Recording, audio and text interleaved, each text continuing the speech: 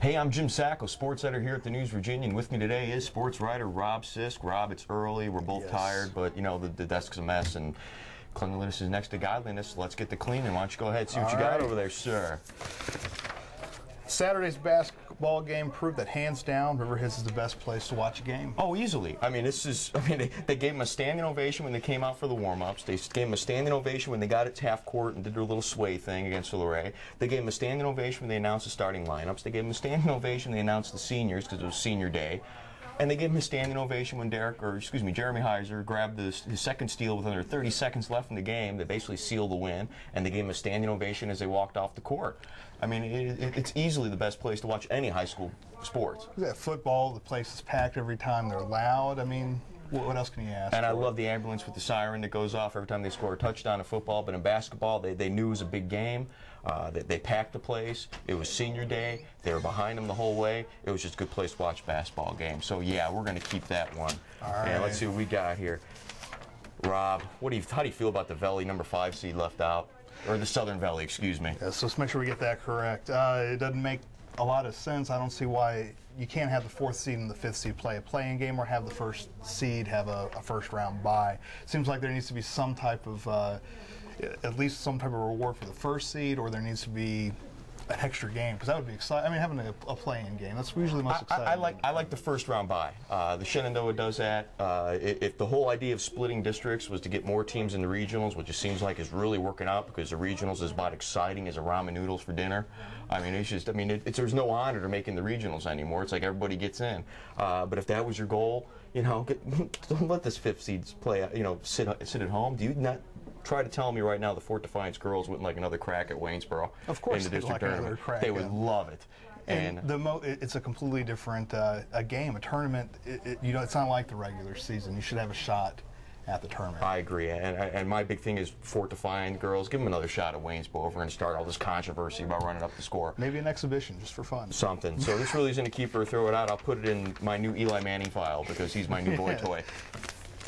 Did I say that on camera? Yes, you did. All right, I'm sorry, folks. The X Factor Wilson Memorial and Shenandoah boys basketball race is Tucker Kirby. Oh, hands down. He gives them an inside presence. And when you got, you know, Jeremy Heiser and Riverheads and Boone Jones at Buffalo Gap as the 2 big guys in the Shenandoah district right now, I mean, Tucker Kirby, what do you have, 7 points in their 71-56 win over Gap last Wednesday? Mm-hmm. You know, big guy, looks more like a football player than a basketball player. That's what they need. And I can't wait to watch him and Heiser just, you know, turn each other into total 12 feet of lumps when they're playing inside. And correct me if I'm wrong, but he really balances out that team. They have really good outside shooting, but he gives them that presence in the post. Good outside shooting with Cullen, a great penetrating pitch, and Tucker gives them that one inside presence they need. That maybe if the penetrating pitch doesn't work, you can just keep penetrating. All right. Waynesboro girls will take it easy in the Turner Ashby game up at Bridgewater. No. Secret Stubblefield told me when she was hired that she wanted to crack at TA. Even though they were in the same district, it doesn't matter. These 2 teams want to beat each other. TA is number 1 in the poll, I believe. Mm-hmm. Yep, number 1 in Group AA girls. And Waynesboro's in the top 10 as well. They're going to be after each other. It's probably going to be the best game of, at least in the Southern Valley of the week, I believe. Well, I hope it's better than the first time they met when Waynesboro girls looked like they were asleep. The only person that scored any points was Devin Brown. The supporting cast did not show up. And I know last week we talked a little bit about, you know, forget about Turner Ashby, Waynesboro, but I think deep down inside you can't, because you need to make the statement. And you need to make the statement that says, hey, we belong. So we're going to throw this one away then. All right. And it's the last one, it looks like, because everything else is just garbage. X Factor for Buffalo Gap is Boone Jones. Oh, easily, and we talked about this again. I mean, the inside presence is huge for all 4 of these teams, excuse me, that are in the logjam for the top spot in the Shenandoah boys. Can you imagine, you know, Boone Jones and Heiser got to beat each other up down low. Boone Jones and Tucker Kirby got to fight for the rebounds. You know, the outside shooter and Pickle Knuckles and a few other players they got in that Buffalo Gap team, and they were off last Wednesday against Wilson Memorial. You're not going to get that again. Definitely not at this point in the season. Or I'd be surprised if they shoot as badly as they did against Wilson Memorial. But if they do, you need that inside presence. And Boone Jones, a guy who knows how to win, he's a football guy. And he looks like a football guy, is definitely the key to that, any matchup the Gap has in the rest of the way.